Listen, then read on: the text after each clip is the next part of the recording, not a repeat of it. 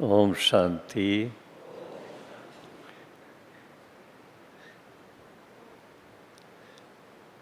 अरबों आत्माओं में से गिने चुने महान भाग्यशाली मेरे बहुत प्यारे प्यारे अति स्नेही कुमार भाइयों को बहुत बहुत अभिनंदन है। मैं हंस रहा था कि ये जो टॉपिक है ना, ये मेरे ज्ञान में आने से पहले की है। समझे आप? मेरे ज्ञान में प्रवेश करने से पहले की ये टॉपिक है।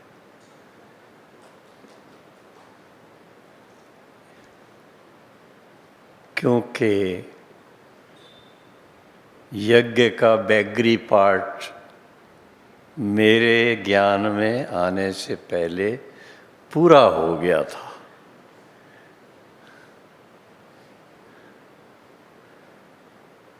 जब पहली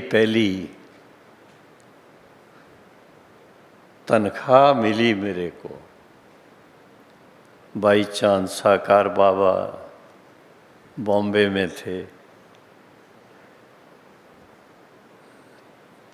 तो मुझे कहा कि अपना पोता मेल दिखाओ। अब पहली बात तो पोता मेल क्या होता है वो मुझे पता नहीं था।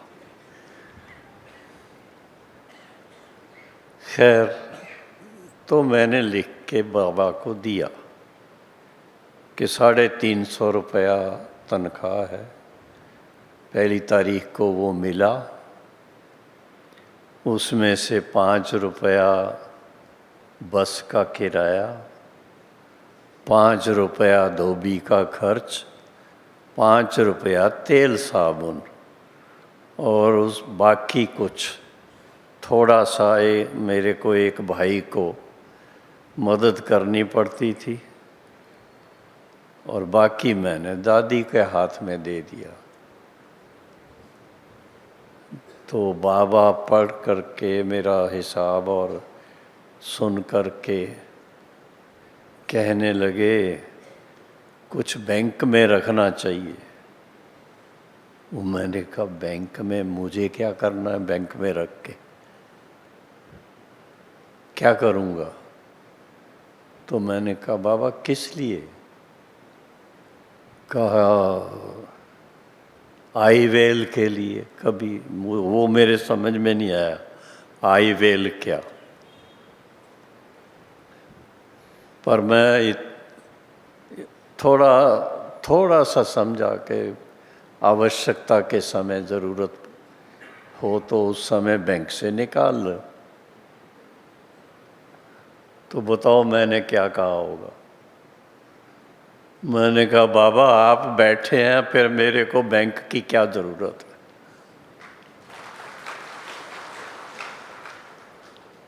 तो बाबा ने उसके बाद कुछ नहीं कहा। मेरे को हिसाब लिखना देना ये सब बड़ा भारी लगता था। वे क्यों लिखें, क्या ज़रूरत है? फिर भी बाबा का इशारा था तो दादी को लिख के दे देता था। बड़ी दादी उस समय प्रकाश मणि दादी हमारे बॉम्बे में नहीं थी, वो पटना में थी। पुष्प शांता दादी थे। तो मेरा तो भाई ये टॉपिक जो है इकोनॉमी और एक नामी का बात ठीक है, बाकी इकोनॉमी मेरे को नहीं आती, अभी भी नहीं आती। सच्ची बता देता हूँ, आया और गया, आया और गया। जितना मज़ा उसमें आता है सेवा में लगा दो, बस।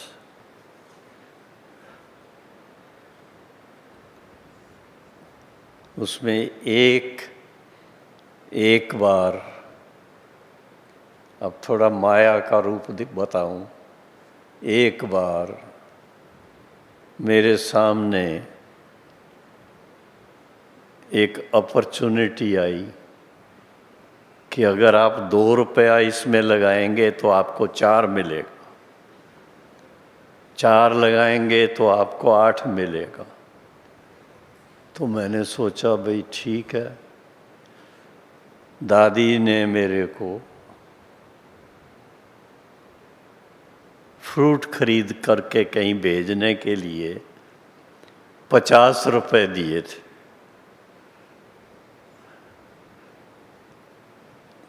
तो खर्चा ना करें, पैदल ही चलता हूँ मैं क्राफर्ड मार्केट, पर रास्ते में ये माया मेरी परीक्षा लेने के लिए बैठी थी। वो खेल कर रहे थे। अब ये पेन है जैसे, अब ऐसे, तो एक जैसे कपड़ा होता ना, ये क्या कहते हैं, रबर, ऐसे ऐसे करके अगर आप ठीक से पकड़ करके इसको खोलें तो आपको 1 का 2 रुपया मिल जाएगा, 2 का 4 मिल जाएगा। तो मैंने सोचा ये तो बड़ा सहज लगता है, ट्राई करने लगा।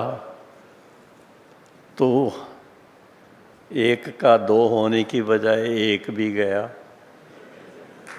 फिर 2 लगाया तो वो 2 भी गए, 4 लगाए तो वो भी गए। ऐसे करते करते 50 रुपये छुट्टी हो गई।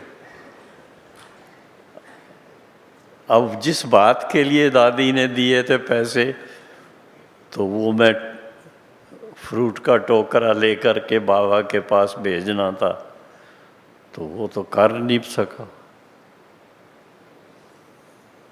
तो मैंने दादी को जा कर के बताया, पुष्पशांता दादी को। तो दादी थोड़ा आश्चर्यवत तो हुई, सिंधी में बोलती है, निर्वैर ही छा। मैंने कहा दादी भूल हो गई। तो दादी ने कहा फिर भूल तो बाबा से बख्शानी पड़ेगी। तो मैं डर गया बहुत, इतना डर गया जो मैं बाबा के सामने जाने के लिए तैयार नहीं था। दादी ने हिम्मत दिलाई, नहीं, बाबा के पास चलो, बाबा को बताओ, सच सच बताओ।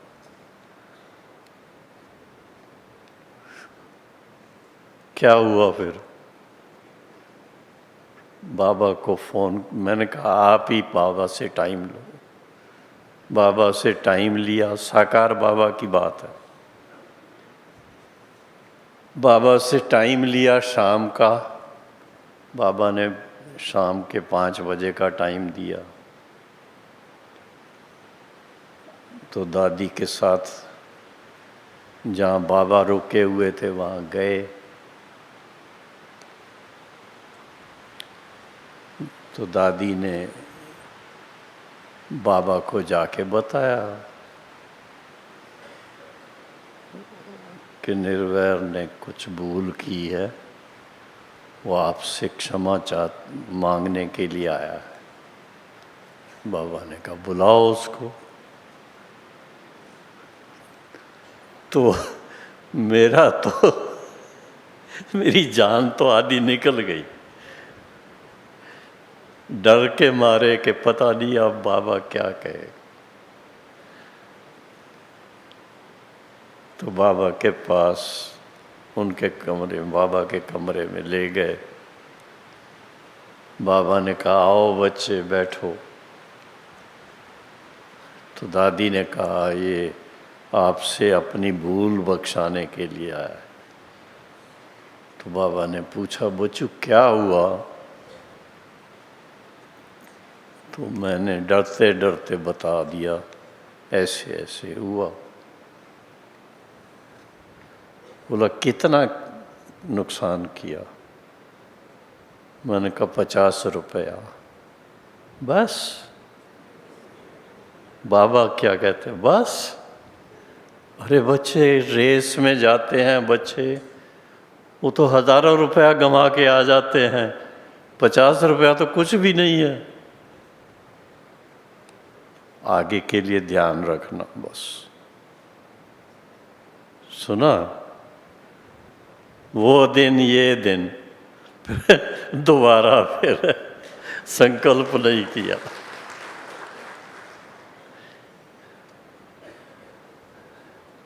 खर्च बहुत किया है। खर्च नहीं करो, ये हॉल कैसे बनता, ये डायमंड हॉल कैसे बनता, ज्ञान सरोवर कैसे बनता, ORC कैसे बनता, शांति सरोवर हैदराबाद कैसे बनता। पैसे तो खर्च करने के लिए चाहिए, लेकिन सेवा बेहद में हो, उसमें खर्च करने का।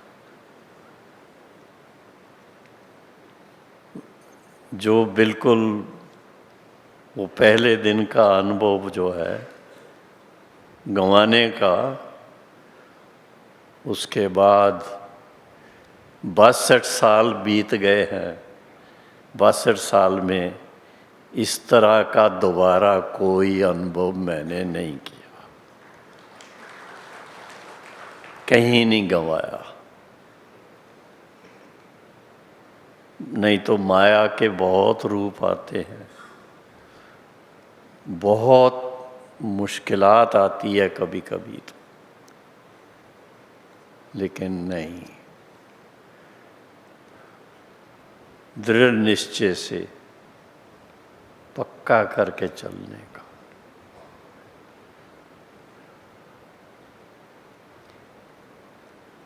और फिर इसके साथ में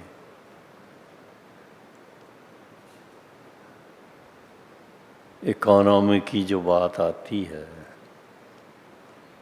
वो क्या होती है इकोनॉमी, वो हम देखते थे। हमारी बूढ़ी दादी, सुना नाम कभी आपने? बूढ़ी दादी, वो आने जाने वालों का स्वागत करती थी, साथ लेके जाती थी बस में, कैसे रहती थी। तो उसकी जीवन को देख करके कि ये है इकोनॉमी के अवतार। नुकसान कोई ना करे, जितना हो सके कम से कम खर्च करके, पर यज्ञ की सेवा ऐसी हो कि कमी कोई ना नज़र आए। और बूढ़ी दादी का तो वंडरफुल था। एक ड्यूटी जो उन्होंने शुरू से ली, उसको छोड़ा, अंत तक नहीं छोड़ा।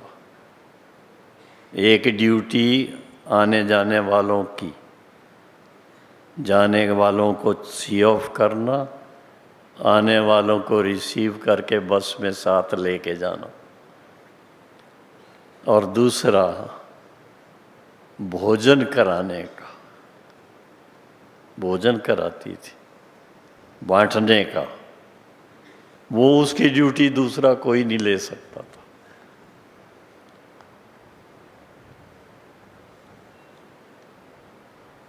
और उम्र के अनुसार उनके बाल जो थे ना, कुछ भाई बैठे हैं मेरे पास सामने, बाल सफ़ेद एकदम, लेकिन घुंघरीले थे, बड़े अच्छे लगते थे, उनको दूर से पहचान सकते थे।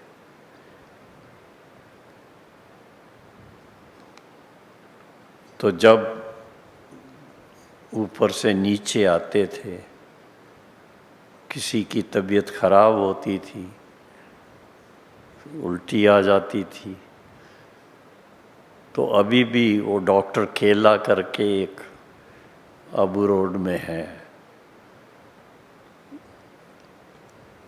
उनको दादी रिक्वेस्ट करती और डॉक्टर केला बड़े प्यार से पेशेंट को ठीक ठाक करके ऊपर भेजना हो या दिल्ली की तरफ जाना हो तो सेवा उनसे लेती रहती थी, कोई पैसे नहीं देने, कुछ नहीं। और वो डॉक्टर बहुत अच्छे, अभी भी बहुत है, बुज़ुर्ग हो गए पर सेवा अभी भी करते हैं।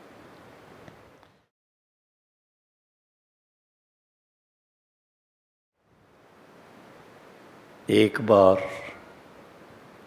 अब मैं अपनी भूलें आपको बता रहा हूँ, बताऊँ?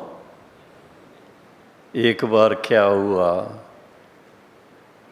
जयपुर में, जो अभी जयपुर का म्यूज़ियम है, वो म्यूज़ियम वाला मकान देखने के लिए शर्मा जी ने बाबा को लिखा कि दीदी को भेजो। तो मैं बॉम्बे से आया ही था, बाबा ने कहा बच्चे दीदी को जयपुर जाना है, आप साथ जाएंगे? साथ जाओ, देखो जाके म्यूज़ियम के लिए एक को बहुत अच्छा स्थान मिल रहा है। तो मैं आ गया दीदी के साथ। दीदी को उस दिन थोड़ा बस में नीचे आते उल्टी आ गई, डॉक्टर केला की दवाई वगैरह की, ठीक हो गई और हम जयपुर चले गए।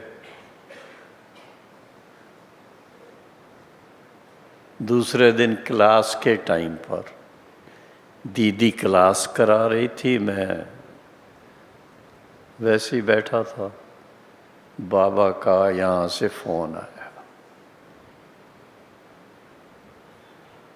मधुबन से। उन दिनों में फ़ोन करना सहज नहीं होता था।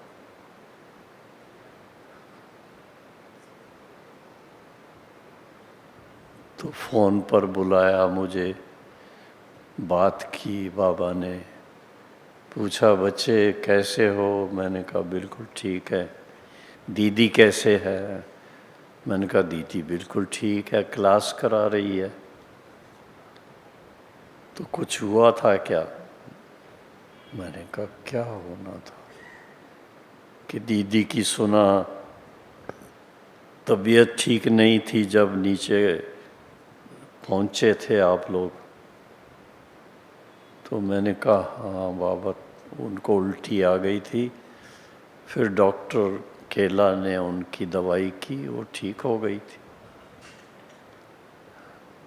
और मेरा कान पकड़ा उस समय बाबा ने फ़ोन से, तुम्हारा फ़र्ज़ नहीं था बाबा को बताना? सुना? तुम्हारा फ़र्ज़ नहीं था कि दीदी की तबीयत ठीक नहीं रही तो बाबा को बताएं? तो मैं क्या कहूँ भाई, आप होते मेरी जगह तो क्या कहते? सॉरी बाबा, भूल हो गई, आगे के लिए ध्यान रखना। जी बाबा, बस। अब कई बातें शुरू में इस तरह से सीखी। और अभी भी सीखता रहता हूँ। कोई ना कोई भूल तो होती है। आप में कोई भूल नहीं करता हो, जरा हाथ खड़ा करो। एक भी नहीं, कुछ ना कुछ होता है। लेकिन लक्ष्य क्या है अपना? ये भट्ठी जो हो रही है, तो भट्ठी का लक्ष्य क्या है? तो उन दिनों में बाबा ने खास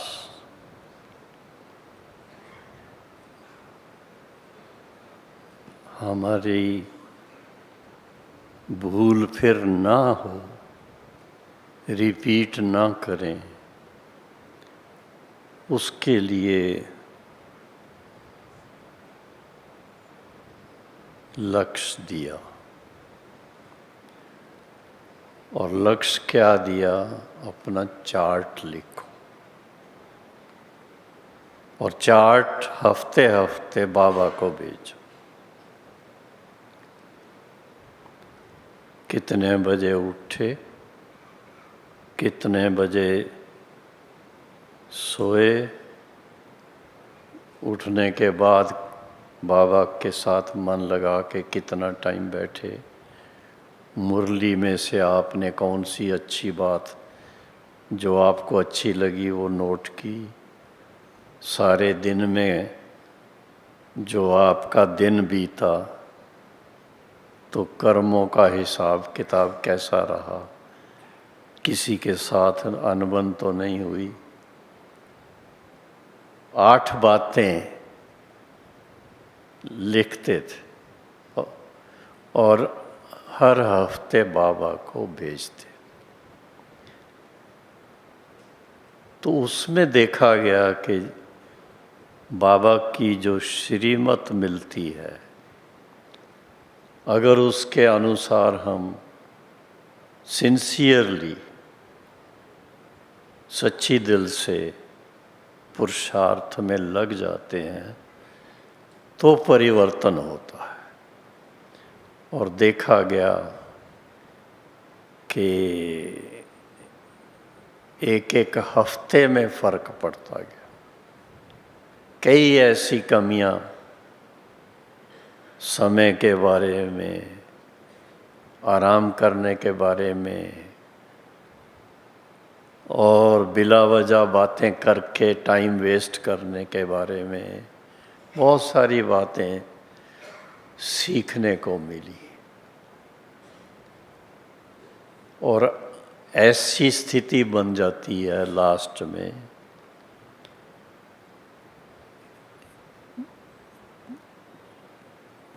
कि जो बाबा इतना शुरू में कहते थे, उसको रियलाइज करने में बहुत टाइम लगा।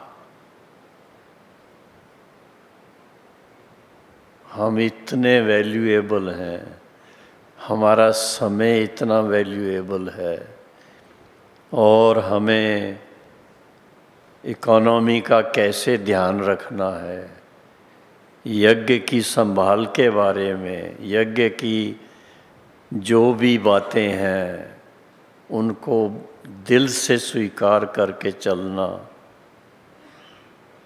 उसमें खासकर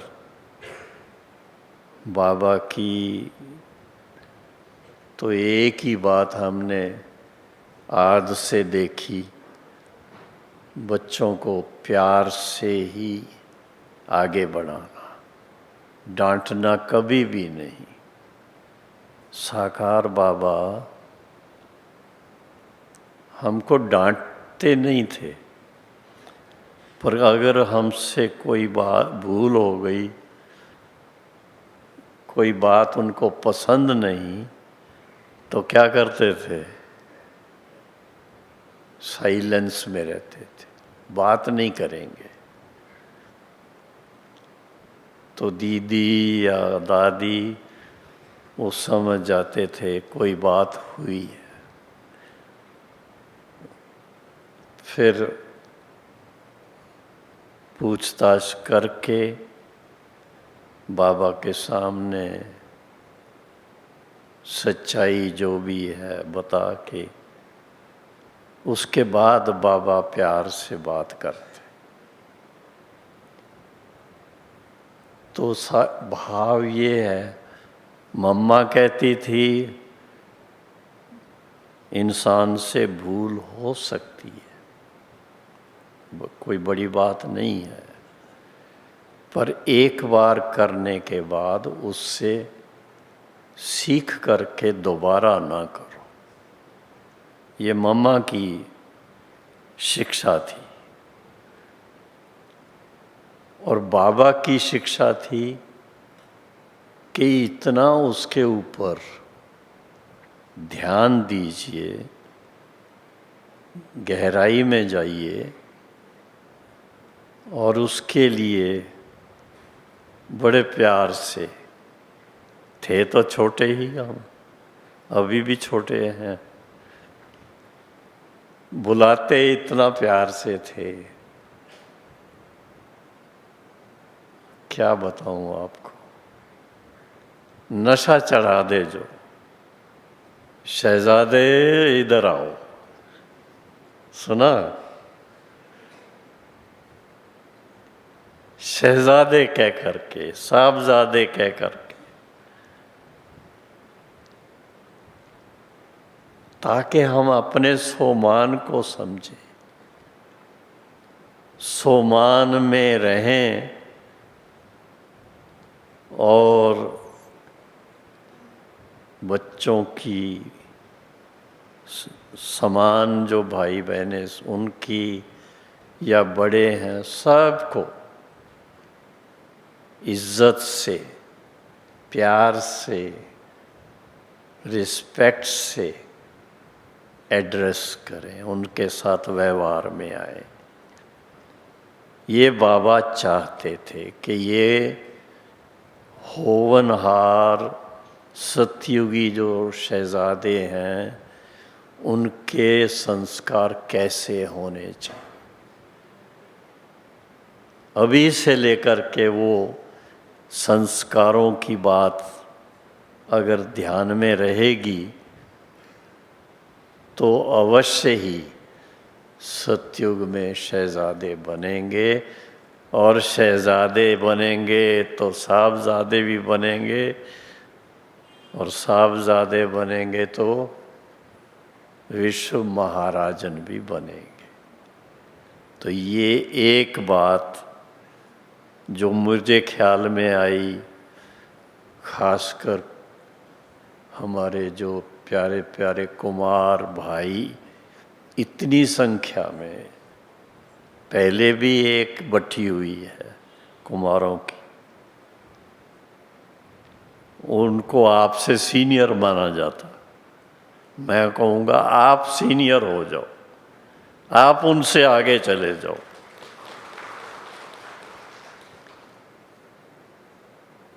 तो सीनियर अपनी धारणा से होना है, और धारणा का आधार एक पॉइंट है।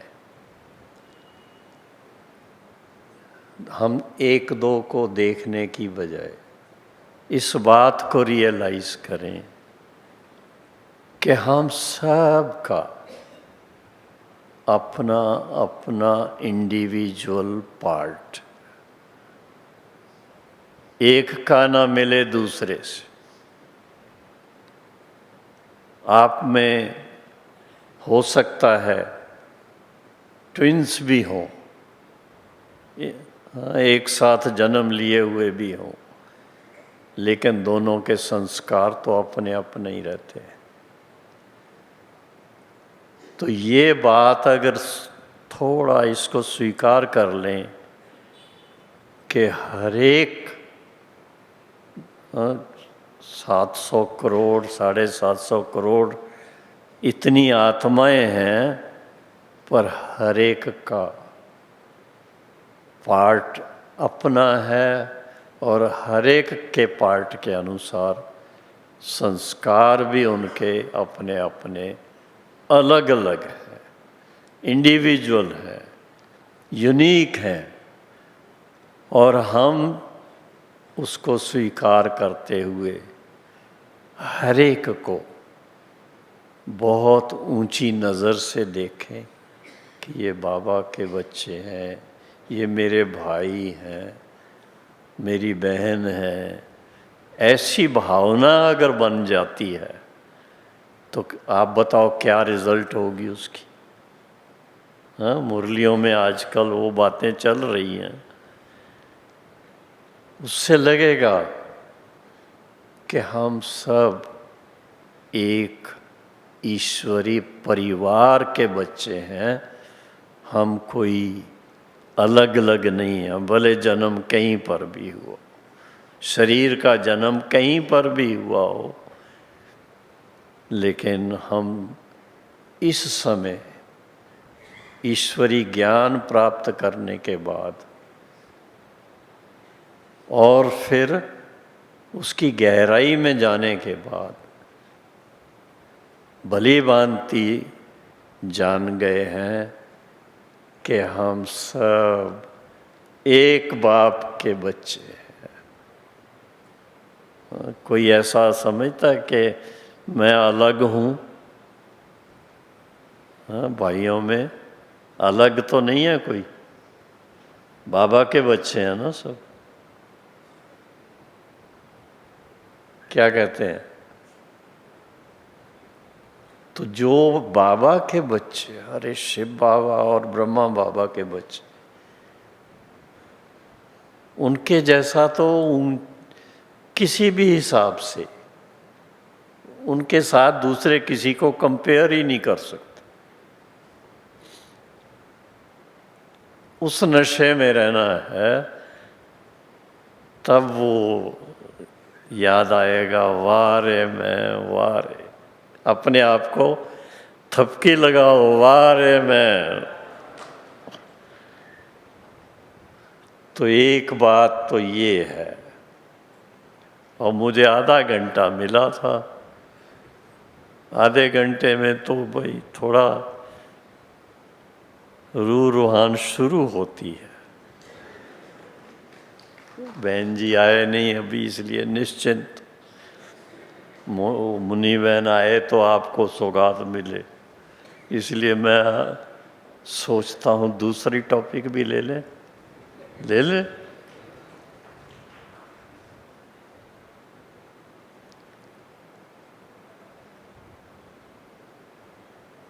एक नामी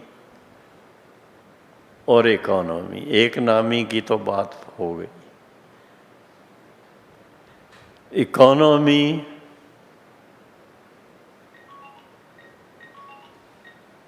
इसलिए बाबा हमें याद दिलाता है, आप ब्राह्मणों का एक एक पैसा जो है, अभी आजकल पैसा तो रहा ही नहीं, एक एक रुपया रह गया है।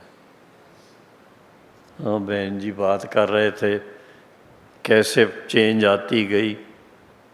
हाँ, रुपया से क्या बन गया, फिर क्या बन गया। तो अभी जो विशेष बात है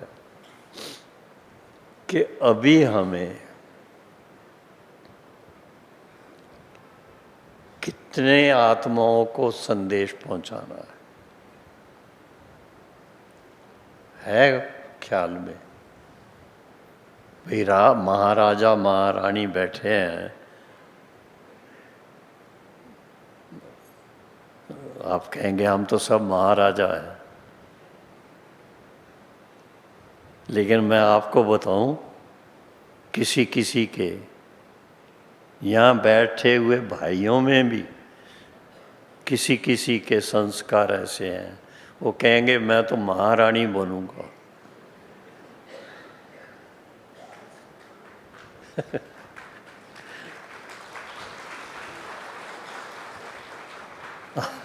आओ बहन जी, आइए, वेलकम।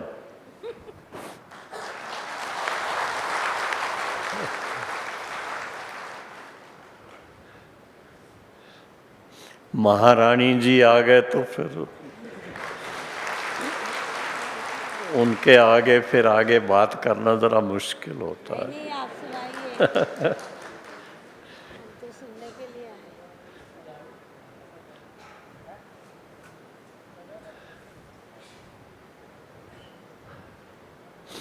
सुनाइए। मुन्नी बहन की जीवन हमने बचपन से देखी, तो हम देख रहे हैं लौकिक में भी अलौकिक में भी, आज दिन तक भी उस सतयुगी महारानी का संस्कार इनका बना हुआ, बड़ी दिल वाले।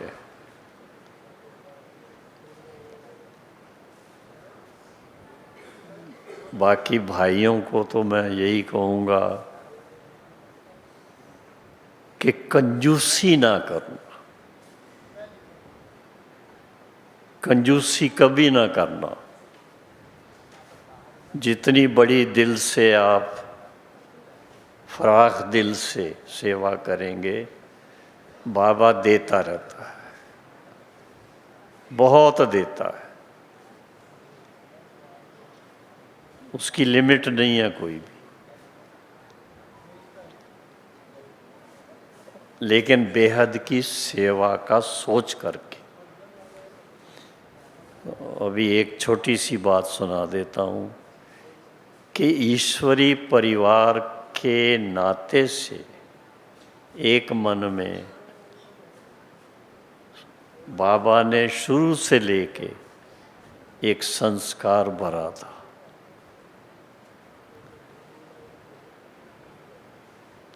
सबसे पहले पंडित नेहरू की सेवा करवाई, आप लोगों को पता नहीं है उस बात का, सुना? सबसे पहले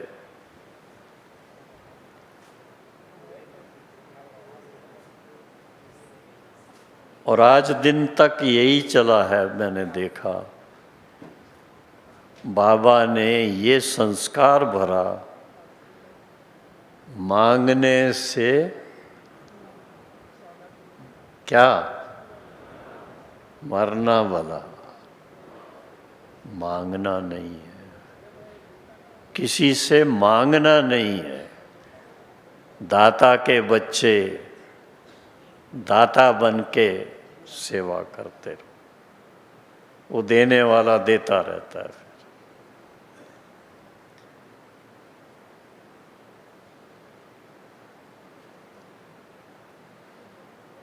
बाबा को चार्ट लिख के भेजते थे ना, वो सब पढ़ के देख के बच्चे ये सब तो ठीक है, और आपने क्या किया? बाबा क्या एक्सपेक्ट करता था वो उस समय छोटे थे हम, तो समझ में नहीं आता। धीरे धीरे धीरे धीरे समझ में आने लगा और उस अनुसार दादी जी का साथ मिला, मनमोहनी दीदी जी की शिक्षा मिली जो सच्ची बात, और दादियाँ जितनी भी बड़ी दादियाँ, हमारी बॉम्बे की दादियाँ थी, ब्रिजेंद्रा दादी भी थी, पुष्पशांता दादी, शीलेंद्रा दादी, उनकी माता जी, सभी, रमेश भाई, उनका परिवार, रमेश भाई की माता जी, इतने अच्छे अच्छे माताएं, इतने अच्छे अच्छे भाई मिल गए। मैं तो ऐसे बैठ करके सोचता हूँ कि मेरे जैसा दुनिया में भाग्यशाली कोई नहीं। ऐसा परिवार मिल जाए और क्या चाहिए।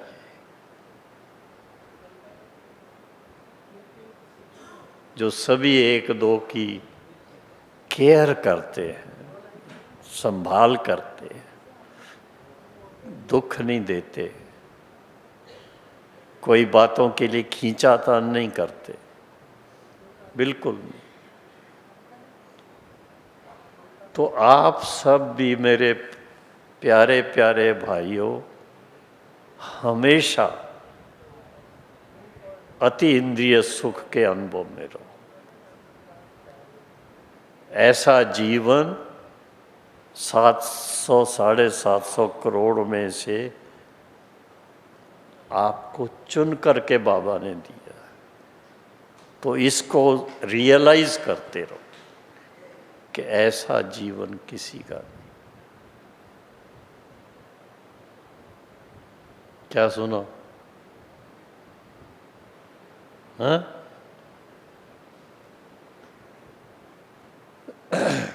तो मौज में रहना, सदा खुश रहना। कभी कभी कोई थोड़े मायूस से हो जाते हैं तो बाबा, साकार बाबा की बात याद आती है। कोई बहन को अगर ऐसा मायूस देखते थे तो बाबा प्यार से हंसते हंसते पूछेगा, बच्ची क्या बात है, तुम्हारी सास मर गई?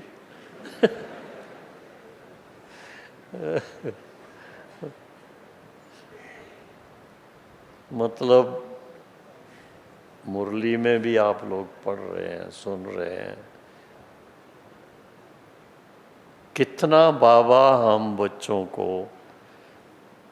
प्यार से पालना दे करके क्या से क्या बना रहा है, और इससे भाग्य क्या ज़्यादा हो सकता। तो हम खुश नसीब हैं। इसकी एक स्टैम्प अपने पास लगी रहनी चाहिए। हाँ, गीत गाओ। मैं खुश नसीब हूँ, बोलो। हमें बाबा का प्यार मिला, अरे और क्या चाहिए। ओम शांति। मुनि, मैंने आपका टाइम ले लिया मैंने। नहीं नहीं, मेरा क्या टाइम भाई साहब, आपका इतना अच्छा सुना हुई। लेकिन मैं एक ही बात चाहता हूँ, सभी हमारी बहनें और भाई सदा मुस्कराते रहें बस।